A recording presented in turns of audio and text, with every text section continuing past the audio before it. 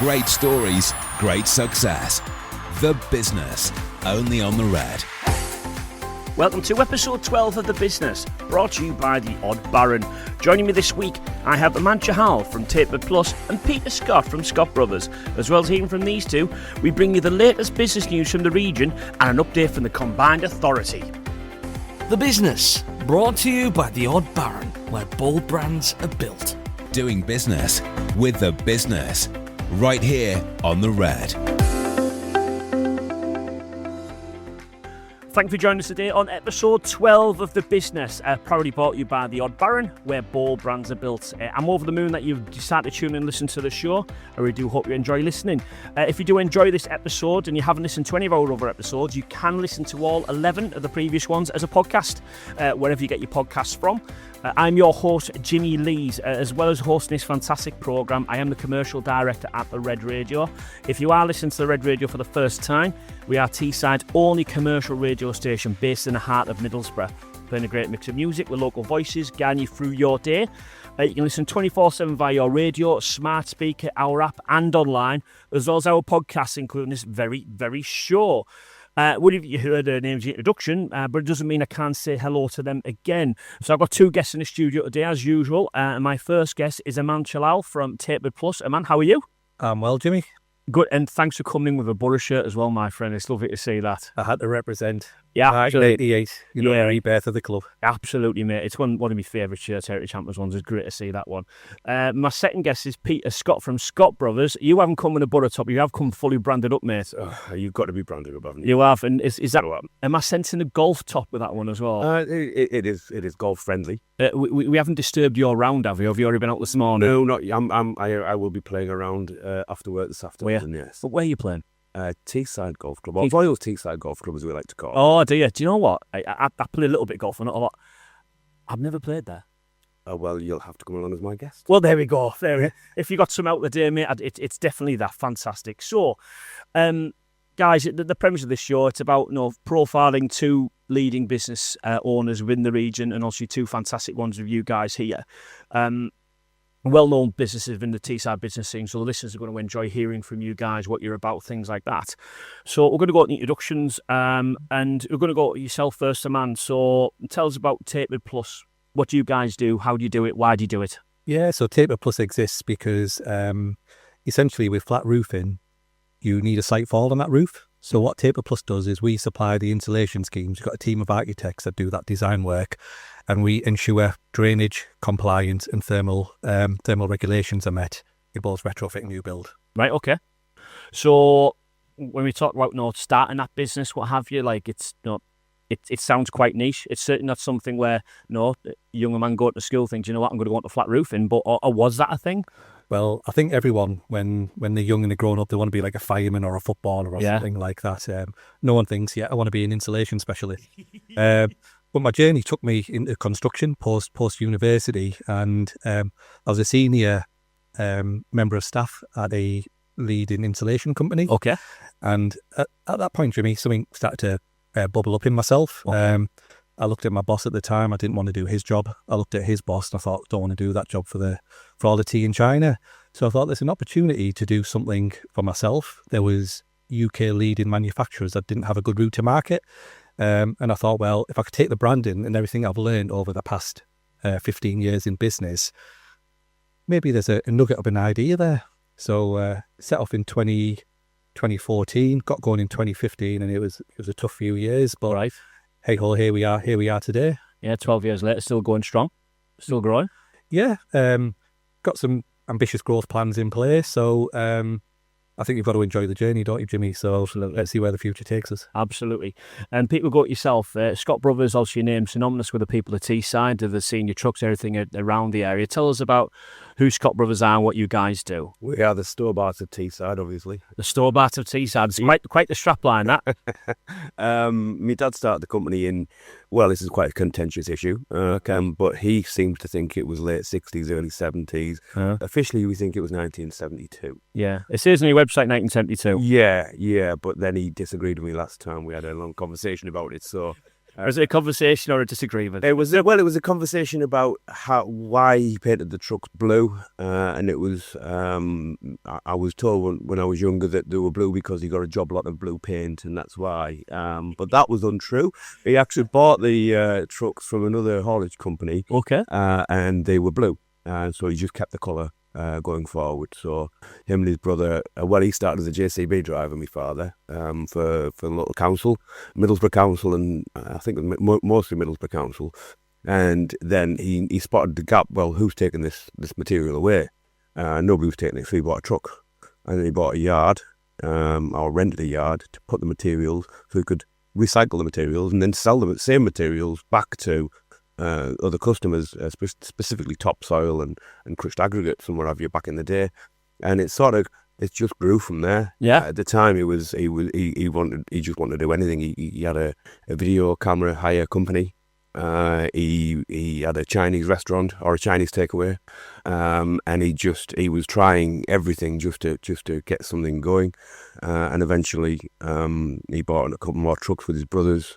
And yeah, it grew the company from there. And that's where Scott Brothers came from. And that's where Scott Brothers came from, because he ran it with his brothers, yeah. Yeah, so we got trucks, we got Chinese takeaways.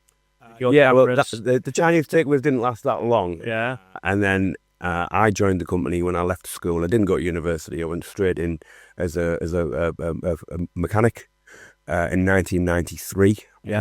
Yeah, that was a long time ago. Yeah. Then I learned how to be a mechanic. Then I learned how to drive the trucks. Then I learned how to drive the machines. And then broke my arm. So instead of letting me have the time off, he made me go in the office. And I learned how to answer phones and do what I do now. Basically, is to talk to customers and help grow the business any way I can. Yeah. I learned to type left-handed. Absolutely. Which is a skill in itself, let's be honest. I certainly can't do that. So you talk about what you do now in regard to growing a business and stuff like that. What key things did you learn during that? Let's be honest, you can look at his stewardship from your dad, who started the business and took it to a certain level. Then you took it further. What was it like the key things you learned from your dad during that thing? Because you look at them things, getting your hands dirty. We had Kieran Fothergill on from Pickering Lifts on before, and again, he was very much about, he learnt the family business, and then his task is not to just retain Pickering Lifts, take it to the next stage. Same with yourself. What did you learn during them things, getting your hands dirty to help take Scott Brothers further forward? I'm certainly not my father. He was he had a very different leadership sort of quality than me and the other directors of the company at the moment. He was a scary man. Right. Okay. But so certainly I wanted to not be like that, and Bob and my brother are certainly not that way inclined either. But I did learn that it was to keep old trucks on the road. So other haulage companies have got this philosophy where you'll renew your trucks every 3 years, and you'll always have the brand spanking new trucks on the road. We didn't do that. We run a truck until it's no longer running. I was quite careful there. As long as you don't swear, you can say what you want. So we run them until they're no longer financially worth running, and then we look at replacing them. Yeah. That was the philosophy that I learned from my father with the machines and the plant. And so some of our we've got one wagon that's 20-year-old, and it still works and it's still fine. And why would you replace it? So obviously keeping things lean where you can do in that instance. Aman, obviously yourself is predominantly a service-led business in to an extent. How would you ensure you can help, as what Pete said, keep it lean, keep it profitable, to help fuel growth? Is that difficult with what you do? I think the thing with us, Jimmy, is we're in quite an old-fashioned industry. Yeah. So with myself, I'm a bit of a magpie. I like to look at other businesses and see, well, what's going on? What can I steal for our industry? And it's quite easy to implement.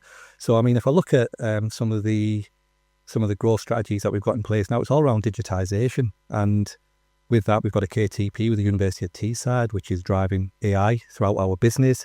And on top of that, we're working with another local business, Alt Labs, in creating like a scanning software. Yeah. So it allows us to digitize, and if it all goes well, it'll open up opportunities not only in the UK but abroad as well. Yeah. So there's different ways of looking at things. We're not a company that has a load of stock, a load of people, but the growth potential is there, and we've chosen to invest in digitization rather than actual like machinery as such. And it's safe to say, I mean, from the outside looking in as well, man, like you look like a more modern business in what, as you mentioned, a very, very traditional and old school industry. Was that a decision you took early doors with TaperedPlus in regards, how do we become different in this world? Digitisation's key. We've got to make sure we're thought leaders. Yeah, I think throughout the journey, the process has changed a lot, Jimmy. So originally, we just grew organically, and we did our best, hired some more people, and hoped it would work. Then it got to a point where, we've got to put a bit of a strategy around this. So back in 2019, the strategy was around increasing our people. Yeah. Grow the people to grow the business. That was our strapline. And we created a sales team. We created an internal team as well, created a board of directors, etc. But then we went into lockdown, didn't we? Yeah. And that threw a lot of that out of the water. So we had to think differently again. So at that point, back in 2020, when the country was in lockdown, we didn't really furlough anyone. We just kept on going. And we did a lot of work on our customer journey, customer experience, to see where we can improve that. Okay. So out of that spawned the fact that digitisation is going to be the key to growth. So the last 5 years, that's where we focused, and we're starting to see the fruits of our labour now. And when you mentioned there about people being an important part of the business early doors, have they kind of been integral to this whole digitisation of business? Have they grown with the business as you guys have as well? Yeah, massively. I think there's a core group of people in any business that drive it on and drive it forwards, and they've stuck with us, which is great to see. We put people through degrees, apprenticeships, and master's degrees, and that sort of stuff, and it's really gives me a lot of dopamine to see those people flower. Yeah.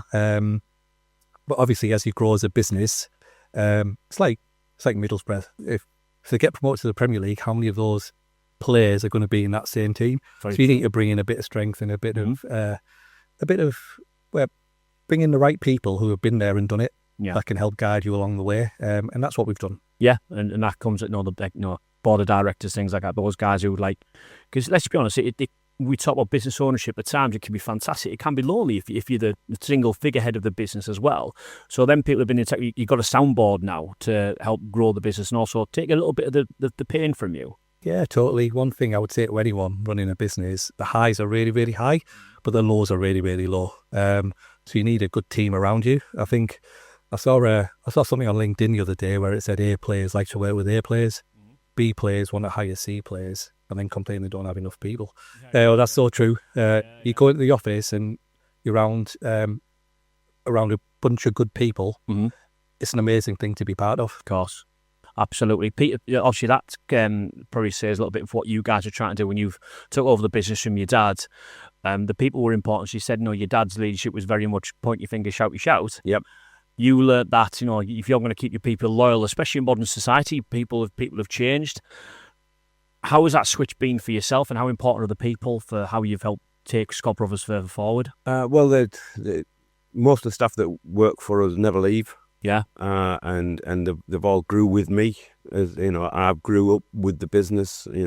Bob Borthwick's been there since the early 90s. He's grew with me. He's like a brother or a father to me. Mm-hmm. Same with my brother. My brother actually works with me. They're quite useful at the name of the company, Scott Brothers. Yeah. They're both still there.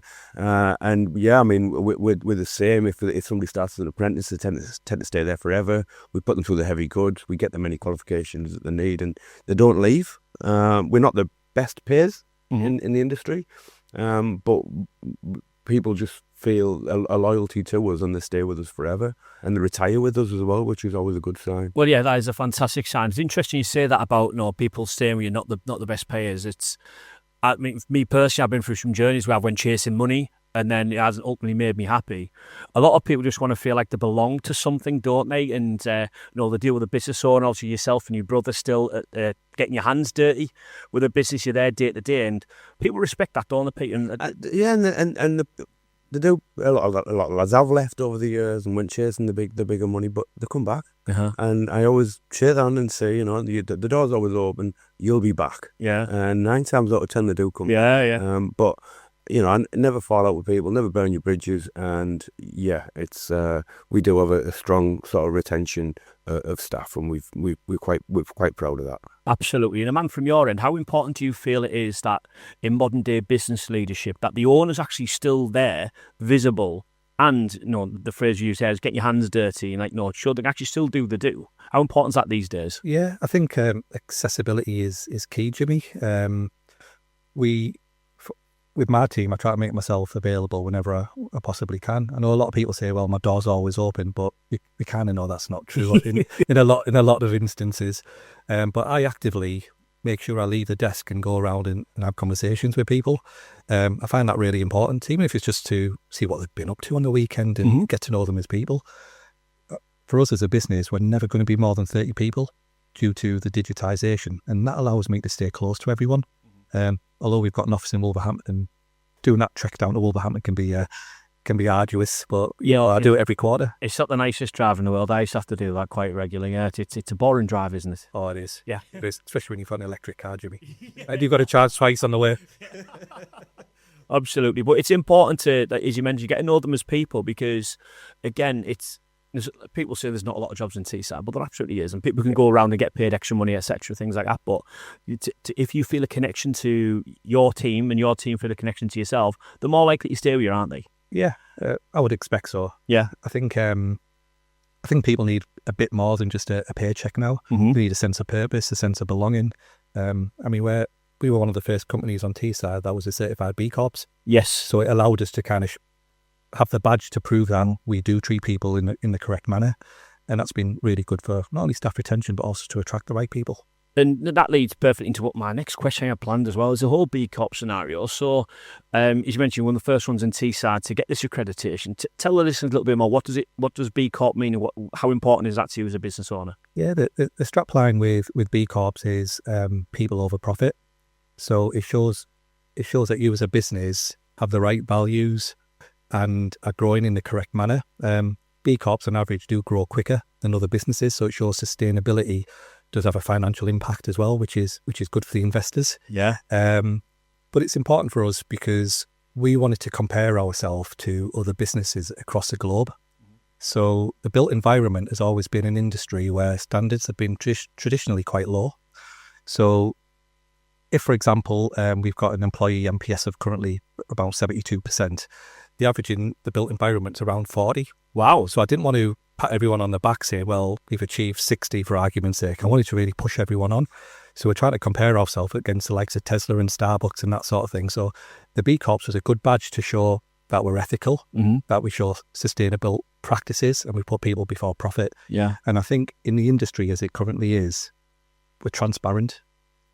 And that's really important. Everyone knows what's gone on in the built environment over the past 5-10 years, and there's been unethical practices. We want to show architects, our supply chain, that we're doing the right things, and we're prepared to back that up with independent verification from an external source. And that badge and that seal of approval is actually patting the back to you, not just yourself, but everyone involved in the business. Yeah, we're doing things the right way, you guys. Let's continue doing that. Totally. I think everyone shouts on the roofs that they're doing the right thing. Yeah. But not many people are prepared to have an external company come in and look under every nook and cranny. Yeah. And really analyse. I mean, that process took 9 months. Did it? Wow. Yeah. And it took a lot of time. A lot of time from me personally as well. But hopefully it shows that we are what we say we are. Yeah. Which is important. Absolutely love that. Brilliant. Right, so next up we're going to get the business use in the region as well, and we're going to hear a little bit more from Man and Peter, and we're going to talk a little bit more how they managed to diversify their business portfolio themselves and how they grow that to make sure, again, Man uses the word there, sustainable, how that's important for business growth. So stay with us for that. Thank you. A Darlington business owner has said she is beyond excited to open a new store in the town centre.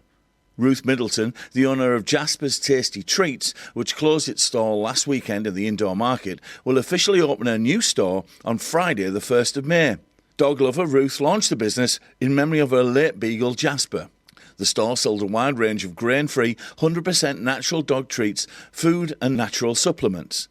Speaking about the move, she said, "I'm beyond excited. I literally can't wait. I'm having sleepless nights thinking about it. I have two sides to the store. One is Jasper's Tasty Treats. The other is my other dog business called Pretty Paws, which is my own designs of harnesses, collars, leads, dog coats, beds and toys." A push to welcome more staff to Teesside's International Airport as it expands and attracts more activity has marked a successful open day. No fewer than 60 candidates attended the event for interviews, applications and part of a recruitment drive for multi-skilled operative and cargo warehouse positions. Chloe Combs, General Manager of Teesside International Airport, said we've been really encouraged by the level of interest we've seen, with strong engagement from people right across the region and beyond, keen to be part of what we're building here. Tees Valley Mayor Ben Houchin said, "We're building real momentum at Teesside Airport and our new European cargo is opening the door to more good quality jobs for local people. And with more flights taking off, a growing cargo operation and other major investments on site underway, we're creating new opportunities right across the board."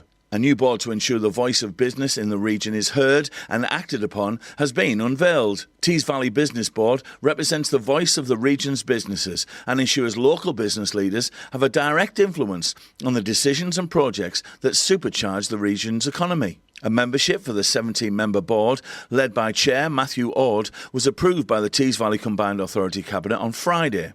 It includes Tees Businesswoman of the Year Rachel Burke, Circle Cloud CEO Thomas Robertson and HR Alchemy boss Joe Davies. The Business Board ensures focus is retained on securing inward investment, business growth and skills, and supports wider aims of attracting new businesses to the region, supporting existing firms to expand, and ensuring local people have the skills needed to access high-quality jobs. Tees Valley Mayor Ben Houchin said, "This board brings together some of the very best business minds across Teesside, people who understand what it takes to invest and grow and create jobs." Full details of the board members can be found at teesbusiness.co.uk. Doing business with the business, right here on The Red.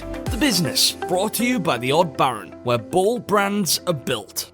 Meet Martin. Hello. Martin used to wake up in a cold sweat, worrying how his business would make its next sale. I'd have nightmares that we were falling and failing. But these days, Martin sleeps like a baby. 'Cause now we climb and conquer. Climb and Conquer are a results-driven agency that help businesses like yours to grow through search, paid social, and email. Their team of industry-leading experts can help your business outrank competitors, capture market share, and drive revenue. Search Climb and Conquer to find out more. Climb and Conquer, the high-performance marketing agency. Take your taste buds on a culinary journey at Rio Brazilian Steakhouse and Tomahawk Steakhouse. Prepare for a carnival of South American flavors at Rio Brazilian Steakhouse as you dine on prime steaks cut and cooked the Brazilian way. And where can we take you on your meat journey? Find out at Tomahawk Steakhouse, home to the authentic meat connoisseurs. 2 top restaurants, 1 big choice. Which to choose first? See Rio-Steakhouse or tomahawk-steakhouse.co.uk. Great stories, great success. The Business, only on The Red. The Business, brought to you by the Odd Baron, where bold brands are built.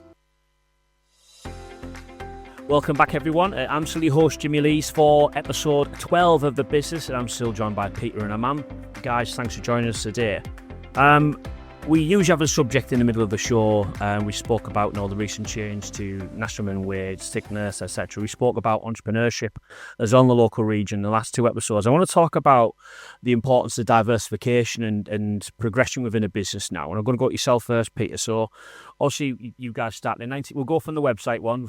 Yeah, that's fine. Yeah, we'll go from the website date, yeah. Or for your dad doesn't fall out. Unofficial, yeah. So as you guys started supplying lorries and excavators to local authorities at first in 1972, and it's safe to say that the portfolio, not just in Chinese takeaways back in the day, but what you guys do now is very different. What brought you to start changing and diversifying what you offer as a business, Peter? Originally we were just dig and dump, so we would dig up the side of the road. Glamorous, and yeah, we dig up the rubbish, we put it in a truck, and we take the rubbish away. Yeah, that was it. And then we had somewhere to take the rubbish to. But then my dad soon found out that you can recycle all of this stuff. And then that was all we did for years. And then in the early noughties, we went into skips. Which means we've gone from just having inert rubbles and clays and soils to having a river of Yeah, rubbish. Yeah. Humming We'll go with rubbish on that one. constantly. Yeah. So, and then obviously you've got to recycle all of that. So we ended up with a lot of stuff that wasn't recyclable, but we didn't want to send. And this particular material was like a sandy soil and stone material, and we ended up with mountains of this material. And then that was sort of 2016-ish. And I saw this magical thing where you put it through a washing machine. You take out anything 63 micron or below off the bottom end, which is a clay or a silt. And then anything above that particle size is above the size of a pinhead, say. Okay. As a sand or an aggregate. Okay. Which you can then resell to market. So we've been throwing this stuff away for the last 40 years, 30 years. And we're like, hang on a minute, we can actually turn this material into profit. Yeah. So we bought our first wash plant back in 2018, which was 50 tons an hour, and we learned a lot of things with that plant, and we made a lot of mistakes, and we sort of cut our teeth with it, and then we realised that actually this material is as good as, if not better than, quarry sourced. I'm sure some quarry owners would probably disagree with me there, but if they are listening, we do apologise. It's cleaner, it's greener, it's exactly the same. It's tested to the same specifications, and it's completely recycled. And then that cleaner and greener kind of strapline as well is very important. Obviously, a lot of businesses are looking for sustainability and looking, trying to get a net zero and things like that. And the circular economy, that's exactly what we do. We can go onto a site, we can take away the material from the site, and then we can turn it all into products and then send it back as building materials for the same site. Wow. The leftover, that 63 micron and below, that clay, that's a problem. That became a problem to us. So we've started working with Teesside University to work out what we can do with it. So we've made a house brick, which we're on testing at the moment, which can be basically you bake the clay, you make a brick. It worked for the Romans. Why can't it work for us? Well, yeah. Well, your Romans did all right, didn't they? Yeah. And their roads are still there. Yeah, you had the same thing. Yeah. And then we're also looking at using it as an additive to concrete. So we put a concrete batching plant in. So we use all the sand and the aggregate that we make from the waste, and we add some cement, and we use that filter cake in the concrete mix to make a low carbon concrete. Wow. Which is one of the things that we've been working on with the university again for a few years. Yeah. And on top of that, we're looking at carbon sequestration, which is easy for me to say, having a short tongue. Tell me more about that, because I've never heard that before. So carbon sequestration, have you saw the documentary Kiss the Ground on Netflix? I haven't, no. Should I? No, yes. Either. Yes. Kiss the Ground, I'm making a note of that. Woody Harrelson narrates it, and there's a follow-up documentary called Common Ground, and it's basically how soil can sequester more CO2 from the atmosphere than we can put up there. I might not be exactly right on that, so don't shoot me in the foot, but if farmland is farmed properly in America and you don't use pesticides, which were designed in the Second World War to kill people, we're now using them pesticides to grow crops and kill weeds. Those pesticides end up in our food chain, end up in our food, in what we ingest. They end up in the water table. They're not doing anybody any good. So using soil correctly will sequester carbon dioxide. The waste filter cake, that's 63 micron and below, I keep going back to that measurement, but because it's a really small, and that'll actually absorb a little bit of CO2, and because it's in thousands of pieces, you spread that to land, and it'll sequester CO2 over time. When the rain falls on it, the carbon gets locked into the ground forever. Right. So we're working with the university on a project using AI, spreading the material to land. We've got sensors on the land with two probes, and then we're monitoring over time how much CO2 it'll sequester compared to just a normal piece of farmland. Wow. So I wasn't expecting this level of diversification in what you guys are doing. It's superb to hear, and I guess it's from again, Aman's mentioned in regards to the industry that they work in as well. What you're doing there is ultimately future-proofing what started as a haulage business to then that and whoever takes the business further forward from when you guys, etc. Like that just future-proofs things, doesn't it? But also like it's staying relevant is important as well, isn't it? Yeah, well, ultimately we've got this river coming into us all the time. Yeah, and it's about doing something with that river and making the materials that we bring in useful. Yeah, and positive and commodities rather than a waste. Yeah, and that's basically what our business is all about, is turning a waste into a commodity. Yeah, and it's hugely important. Again, it's more sustainable. And again, the man's been mentioning a lot about sustainability for their business. But one thing I touch on, you mentioned there, I think it links to what you guys have been doing, is the whole Teesside University thing there as well. So you're working close to the university to help develop this side of it. And man, you mentioned there as well about your knowledge partnership with Teesside University. How important's that been for the development and digitisation of your business? Yeah, it's been integral. I think with the university in our doorstep, we've got a real jewel in the crown there that a lot of businesses don't use. Yeah. We started off our relationship by just doing a little short project to see what can help. Because I think as a business owner, sometimes you think, well, I don't want all the theory. I want practical outcomes. So you sort of dip your toe in the water. Once that's successful, you can stretch it out into something really meaningful. So an idea of some of the AI processes that we've put in place, we used to get like 10 meg emails with the drawings of the entire building. Because people are lazy, ultimately, and they used to just send that in to us and say, go on, design the roof. Our design team would end up spending about 42, 44 minutes just going through all this information and getting out the 3 or 4 bits of information you actually need to do the drawing. Now we've got a piece of AI that reads the entire documentation, pulls out the information we need, uploads it into our CRM, but also more importantly, checks if we've seen that project before. Because we've got like 5,000, we do 5,000 projects a year. Right, yeah. So you don't want to double count. So it sets that up in now 4 minutes. So what used to take 40 minutes now takes 4. So that's a Now who's lazy? Yeah. I am Peter. But the second efficient. We use the term. Oh yeah, sure. Rather than lazy if we come the drive growth. Yeah. But the second part of that is we're now able to use the data to forecast. So it's always been a bit of a nightmare in our industry. What's coming on? What's not? We used to rely on our sales team to actually tell us what's coming forward. And someone gets out of bed in a good mood, sun's shining. All of a sudden, the outlook's rosy. Yeah. A different person gets the job and everything goes negative. Right, So okay. it's sort of human bias is there. Yeah. And so now we're in a position where every inquiry that comes in, we know the percentage chance of conversion. And also when it's due to land. Beautiful. So a data centre, for example, is going to react very differently in our system to a retrofit project in the centre of Middlesbrough. Different gestation, different levels of conversion. And that's allowing us to actively value our pipeline, but also make strategic decisions.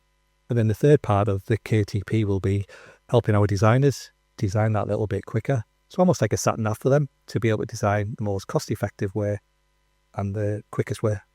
I love that. It's working in B2B a lot of my life, like that, as you mentioned, trying to forecast. You mentioned if you hit someone on a bad day, the salesperson's like, nah, it's going to land. But then, like you say, a nice sunny day like a day, they come in, skip into work. Oh, totally. Oh, my pipeline's bulging. There's loads about to drop. I've got this, got that. But you're taking the emotion out of that decision. So yourself as a business owner, you can forecast properly. And again, it's when you bring emotion, when you're both business owners, emotion does take a part. But you find most best decisions generally aren't made on emotion, are they? You say trust your gut, but if you're in an emotional state of mind, you've had a bad night's sleep, sometimes you might make the wrong call. We're all human, aren't we? Yeah, exactly. The human thinking but by inherent design is imperfect. Yeah. So if we can remove as many biases as possible, and for us, that's the start of the process, Jimmy. So we get that piece of information and we put it in front of the commercial team and say, is this correct or is this incorrect? Yeah. If not, why? And that's where the interesting conversations come out. It's not the data.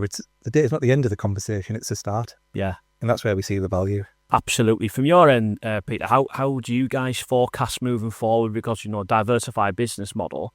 How do you guys forecast moving forward? Is that very much the old school, rely on your sales team to tell you? Or you starting innovating things like what Aman has? The sales team? Yeah. That's Bob Borthwick and myself, basically. And we rely very much on repeat business. Yeah. So people you've been using us for the last sort of how many years? God knows, more than I want to count. Yeah. And they just keep coming back, and we give them a good service. And that's how we rely on. We don't do that much advertising. We have a website, but our best advert is everybody sees the wagons on the road. Yeah. Because we're just in Teesside, we don't do a lot outside of the area.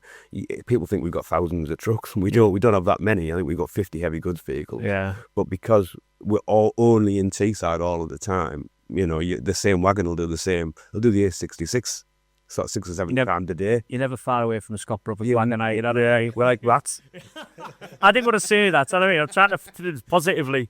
Man, also we talk about Peter's diversification, his business portfolio. Tell me a little bit more about Rock Deck and what you guys have innovated there. Yeah, sure, Jimmy. So since the events at Grenfell, non-combustibility has been top of the agenda for a lot of business owners. So we've seen a bit of a rise in roofs being used for more than just keeping the rain out. And people have started to use the roof for like roof terraces and balconies and all that good stuff, even green roofs. So maybe we have a conversation after this, Peter, about some of your technology, because I think that'll be interesting. Yeah. So essentially what we've done is we've created Rock Deck. So what Rock Deck is, it's a non-combustible solution, but it's got a hard non-combustible top layer. So it allows a point loading system to go on that. So what that means in real terms is if you've got a roof terrace and you need edge protection, then Rock Deck's a solution for that. And it's unique to us. We've developed it, and we're just close to getting a 25-year cycle of proof. Oh, wow. So, brilliant. So we aim to hit the market quite hard with that. Yeah. Especially in that southeast London region, where it's also a problem. Yeah, well, and a huge problem, as you mentioned. Grenfell brought a lot of negativity to the world in regards to in the attention to people. So, you guys looking at a solution for that to make a difference. I love to see that.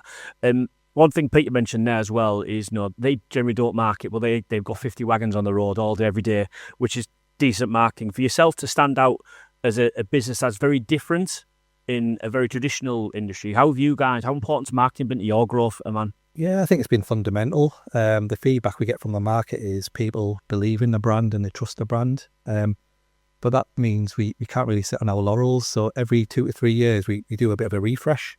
We're currently going through one now. Right. We've used Mark Easby just round the corner here, who's helped do a bit of research and a bit of... Brilliant what he does. Brilliant guy. Well, we've got all this talent on our doorstep. We should use it, shouldn't we? And agreed completely. So he's done a great job in finding us some insight. So now we're in the process of actually redeveloping the brand. But then on the marketing side, because we're all B2B, a lot of it's quite strong in the digital space. Yeah. So actively target who we're looking for, why we're looking to go down that route, and also do a bit with specifiers and architects, right, and actively target those. Yeah. We used to, when we started, we didn't really fully understand what we were as a business, so it used to be a spray and pray approach, stick stuff out there and hope the right person sees it, but we're a lot more focused now, and everything's around speed, accuracy, transparency, which is our core values.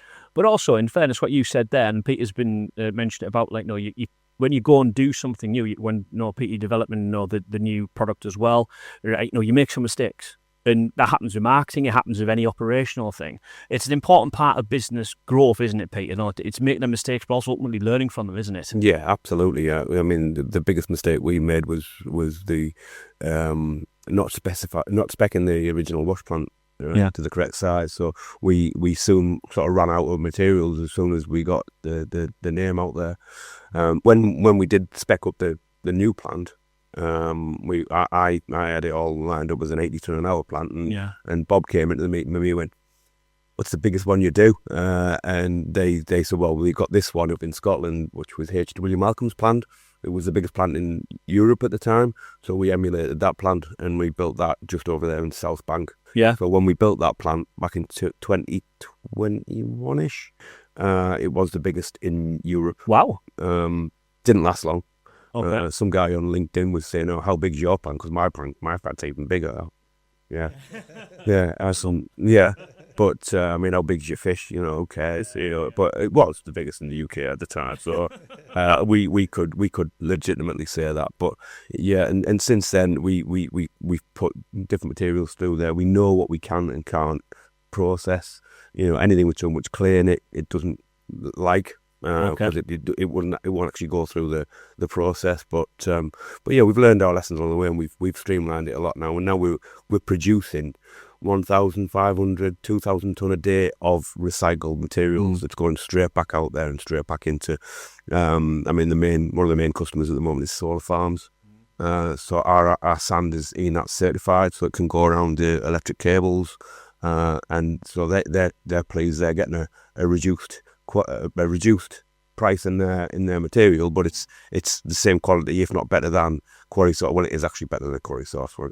I've seen the quarry source sand, and it is not very good. You need to get you involved in roofing, Peter. Yeah, because PV, green roofs. We've got a big. 2011, we did all of our roofs in PV. Every property that we owned at the time, we covered in solar, but we've never put the batteries in. We've got more roofs since then, so it's probably worth a conversation. Yeah, we need to get Rock-Tech underneath the solar panels because it's non-combustible, so it makes sure the product's fire safe. Yeah, absolutely. Yeah, we'll have that conversation after this. There we go. I'll get the kettle boiling ready for that conversation, lads. Brilliant. And also, Peter's mentioned there about the efficiency side of it. Aman, efficiency, you mentioned earlier, it's hugely important. And you're instilling that in every part of your business. It's not just a service delivery, but even operationally, sales-wise, things like that. How important is that to you grow for your business? Yeah, totally. I think we're in a process now where to scale, not only in the UK, but in Europe, you need those efficiencies there across your processes and across your systems. I think the days of, say for example, if we wanted to target France and Germany, I think the days of setting up a sales team out there, I think those are done and dusted. You can do this remotely now.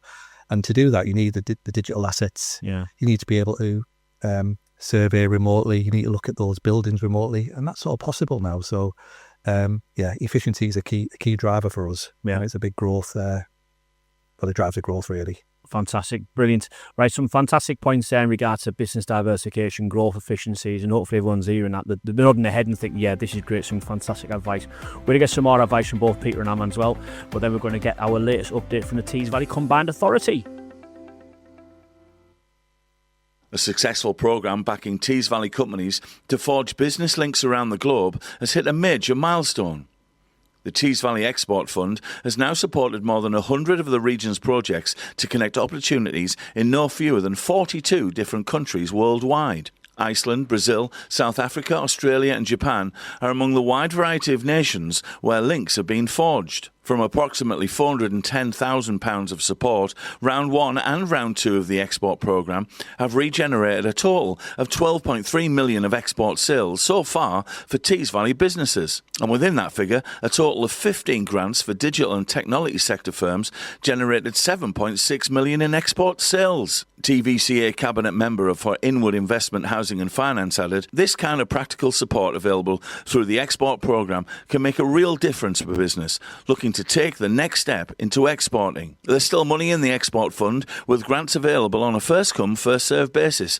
To find out more, go to teesvalley-ca.gov.uk. Are you curious about investment but not sure where to start? Then have a look at the How Investment Works, a friendly introduction and a practical no-jargon session designed for creative and cultural businesses, freelancers and organisations. Hear from industry experts including Rachel Green, Anna Byrne and Nick Doherty, and get a clear understanding of how investment works, what investors look for and whether it's right for you. The event is on the 14th of May 2026 at 2 p.m. at Flock in Middlesbrough.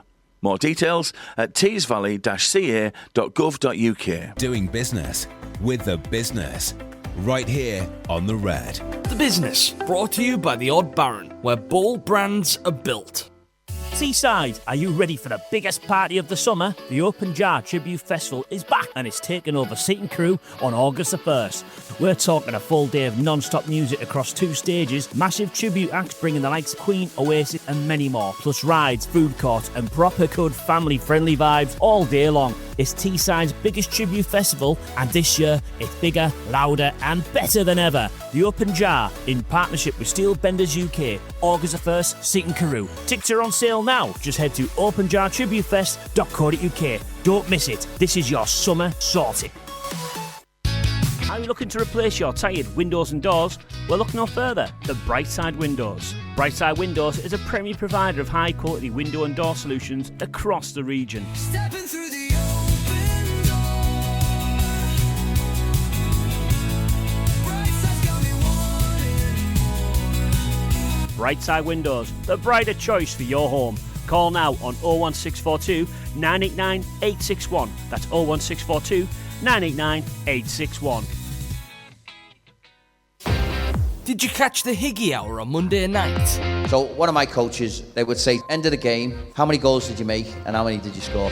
Talk to the Borough legend every Monday night. There's non-stop Borough chat, That's where you need a good striker who's going to go, I've had one chance and scored a goal. I don't think we've got that. banter, Swears down to this day he's seen a panther on Ladgate Lane. and stories. A lot of people look after themselves in football. Yeah. And I've seen it firsthand and I know it goes on. And they're scared of someone with a bit of reputation.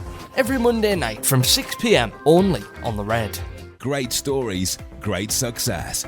The Business, only on the Red. The Business, brought to you by the Odd Baron, where bold brands are built. That was an update from the Tees Valley Combined Authority. If you want to hear more about what them guys do, business support, etc. in the local region, please do get in touch with them via the website. This is a business brought to you by the Odd Baron, where bold brands are built. I'm still your host, Jimmy Lees. I'm still joined with Peter and Aman as well. Guys, thanks for being with us today. One thing for this radio show I really want is I can imagine that there's a young Peter, there's a younger man sat there in a decent job, etc. Wondering, how do I get started in business? What's going to inspire me? And hopefully this show helps people with that one. So how do you go and do it by themselves? And obviously, you both mentioned business isn't easy, but it's hugely rewarding. Aman, tell me more, what have you enjoyed about business ownership and leadership in your time? I think it's a gift and a curse. Yeah. And I think ultimately you've got to really lean into it and be the best version of yourself you possibly can. So I had to grow myself, Jimmy. Yeah. Came from quite a strong sales environment, and in that sales environment you're used to driving teams on, and it's quite a blokey environment. Okay. So going that to becoming the CEO of a business that you founded with all different people, different levels, you've got to take away those rough edges. Right. Okay. So I think grow yourself to grow your business is a big thing I can say. And there's a lot of help in Teesside. I think we're quite fortunate that we've got one of the best business coaches in Europe, in Ian Kinnery, just sat on our doorstep.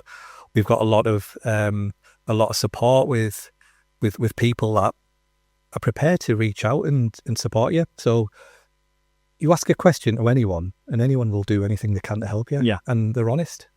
I think there's less ego, I think, in Teesside than other business communities. Yeah, I think that's been echoed quite a lot, to be honest. And there was a guy who, huge congratulations, Steve Southern, who won Business Leader of the Year last week at the Tees Business Awards. He pretty much echoed that. Is you find your allies, you find the good people within the area. And he said there's a few, and he used the term sausages in regards to people who have the egos and maybe are a tad disingenuous, but that people part of it, man, is hugely important, isn't it? And there's some great people to lean on, isn't there? Yeah, massively. I think the one thing we don't do as a region, which we could improve, is everyone that's gone through the journey to give back a little bit more. So be mentors, show what's possible, and give up a bit more time. Yeah. I think that's the one thing we're lacking versus some of the other regions I've seen. Yeah, we spoke about this last week, Peter, actually, in regards to giving a bit of time. So we had two local business leaders. You had Andy from WCS Interiors, and it was Leon Green, who has a UGC social media business. And they said, it's important for them. One came from Grove Hill, one came from South Bank. They like to go back to the skills and tell people what they do.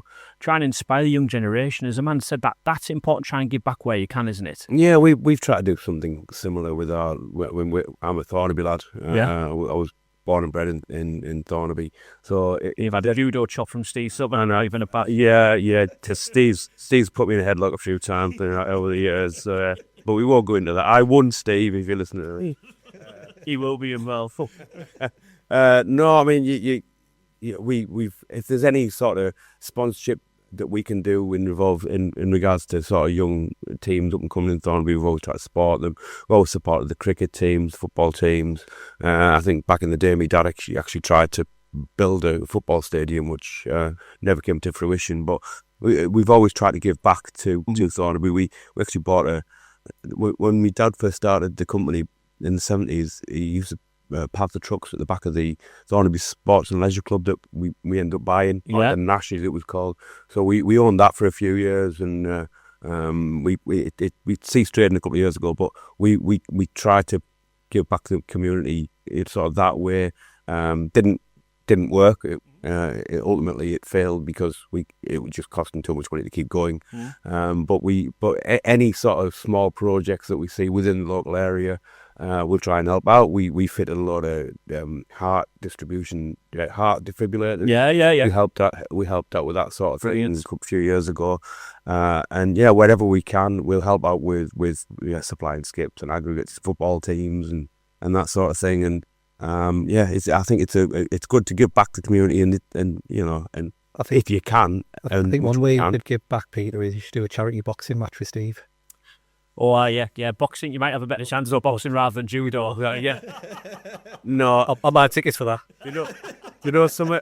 You'll commentate on it. I'll do the broadcast for that one. We'll play golf instead. Yeah. I think that's more our level these days. Because he will kick the living daylights out of you. So but we'll see. You won? Yeah, I was younger. Aman, like you, Peter, spoke about the community piece as well. How important is the community aspect to yourself personally, but also the business to be at the forefront of that? Yeah, it's a big part. I think once your business grows and scales, you need different ways to get your dopamine and your serotonin. And one way to do that is giving back. So we give a lot back to our people. Everyone in our team has 2 days they can volunteer, so they can give up and support a cause that they want. I think the last time we did that, the team ended up on a daisy chain on Portrack. And they're working on the checkouts and things. Class. But I think it's a great way to humble yourself and to realise that there's people less fortunate. So it builds that gratitude muscle that sometimes you need. We can, as business owners, we can be a bit moany sometimes and a bit whingy. But the reality is we're really well off. There's no better time to be alive, and things like that really hit home. Speak for yourself. You're still scared of Steve, aren't you? He's also playing golf this afternoon. I know, it's a hard life, isn't it? Yeah. It's a difficult one. After work. Well, this year I think we're supporting Teesside Hospice, which can be a great charity support and very much needed. Yeah, I was at Teesside Hospice Superstore opening on Friday, actually, when I covered that for the Red. And, I mean, as a charity, the figures are I think, was it £25,000 a day it costs to keep that charity going, to do what the integral work that they do. It's amazingly difficult to do that. And I think it's 60% of their money they need to operate what they do comes from fundraising. Yeah. The rest of it comes from NHS support, but I think 6% of that level of money is huge, isn't it? And again, if you can do a little bit as a business owner as you have, and also you guys do as well, Peter, it's great to see. And I think that's one of the things that makes this whole Teesside business scene really special. And you will know why the name of Scott Brothers is synonymous in the local region. Isn't just because you see the wagons around, it's because I've seen you sponsoring cricket teams, football teams, Middlesbrough Football Club at high level, but also at grassroots. And it's important to do that. And you understand where you come from as individuals. And it's always really, really good to see. And hopefully that not just inspires people to go and do better, but again, as we try to do on this show, the future business leader generation as well. And there's a question I posed to Aman there as well, Peter, is what do you find most rewarding about business ownership and leadership? Going to work. I enjoy going to work, and I think that the majority of the people, and I'd like to think that the majority of the people who work for us enjoy going to work as well. I enjoy seeing what we've built. I enjoy watching the materials that was once a waste going through our process and coming off as a product, and grabbing hold of them and touching them and feeling them, and I've got other ideas as to what we can do with the other waste streams that we've got coming in, and turning that into something that can be reused in the future. For instance, we've got the green waste coming in from the local authorities at the moment. We're blending that. We compost it. And we blend it into to topsoil, and we sell it as a high-grade topsoil. But there's something else you can do with that. We're missing a trick here, and I think it can be put into some sort of plant and turned into a fuel and decarbonised. Wow. And turned into a biochar. So that's one of the other things that we're looking at with the university is biochar and green waste, turning it into electricity, but then you're locking in that carbon forever, and you're turning it into a high-value char material that can be used by gardeners and what have you throughout the world. So, and you see that in yourself, like the smile you got in your face talking about that. So that again Aman, you mentioned about the dopamine hit as well. And that's where you're getting at. It's like the innovation side of it. It's actually going to see your people, and the people enjoying going to work as well. You can see it's massively rewarding, because you wouldn't still be doing it now if you didn't put a smile on your face. Because what you just wouldn't, would you? Jen, there's 2 questions we generally end the show with. To again try to inspire the future business leaders of the region. I'll go to yourself first for this one, Aman. What's the best piece of advice you would give somebody looking to start a business today? Keep going. Yeah. There's going to be tough times. There's going to be good times, going to be tough times. Just keep going. Show some resilience and don't give up. Yeah, fair dues. It's a simple message, but absolutely effective as well. What about yourself, Peter? What piece of advice you give somebody looking to start a business today? If you've got an idea, stick with it and ask for help. And there is help out there. It's a funny thing you mentioned about the ask for help, because I've seen business owners in the past close the doors because of that element of stubbornness of not asking for help. But I think we both touched on really how good this community is around here in regards to business ownership. Of like, no, there's always somebody you can pick up the phone and ask for help. And Steve Suther mentioned it in his speech of the night. His friends Matthew Ward and things like that. We're in the end of the phone where you need them. It's like, asking for help's a hugely important thing. It's certainly not a sign of weakness, is it? No, absolutely not. And Pete, I'll go to that one. Biggest business success to date? Is definitely the aggregate washing side, which is what I keep banging on about. But it is. I mean, my dad had some really good deals back in the day, but from a continuity point of view, the aggregate washing plant was massive for us. Yeah, and thankfully, it has been successful so far. Brilliant, fantastic, Peter. And Aman, go to yourself on that one. Your biggest business success to date? I think for myself, Jimmy, it's breaking through that 10 million barrier. Yeah, I think that was a goal that we set very early on. And it was one of those goals that was aspirational. We never thought we would get there. So to break through it was amazing. I mean, we started this business with like my mum's ISA, like 40 grand ISA. So we really bootstrapped it all the way, and that was her money that she saved working night shift at KP Crisps. So so to grow that little small little bulb into something substantial was a great feeling. And again, it's that bootstrapped kind of like, it can be done if you've got an idea and a vision, and like, to get that family support as well. Aman's superb, and you must be so proud of yourself for what you've achieved from that as well. I don't think there's ever a time where you can be proud of yourself, because you're always looking at the next thing, aren't you?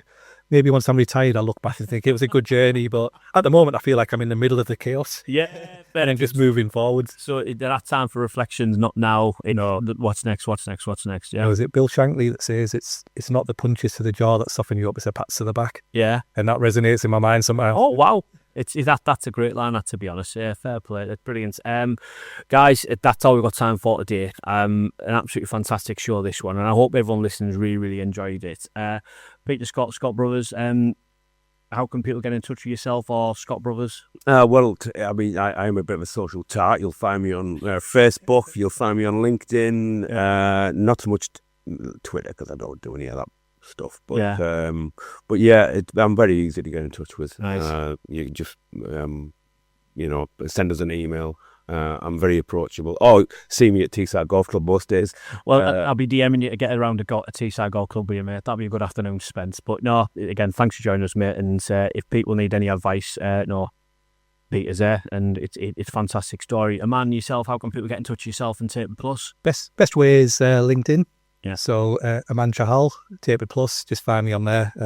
Tend to post every week, so you've probably seen some of my ramblings. Not ramblings, man. I enjoy it. Oh, thanks. Insightful, mate. And just call the office if you need me. Fantastic. Gents, thank you very much for joining us today. If you have enjoyed this episode, again, you can get all previous episodes via a podcast, wherever you get your podcasts from. My name is Jimmy Leeds. This has been The Business on the Red Radio. Thanks for joining. Hear you all very, very soon. Great stories, great success. The Business, only on the Red. The Business, brought to you by The Odd Baron, where bold brands are built.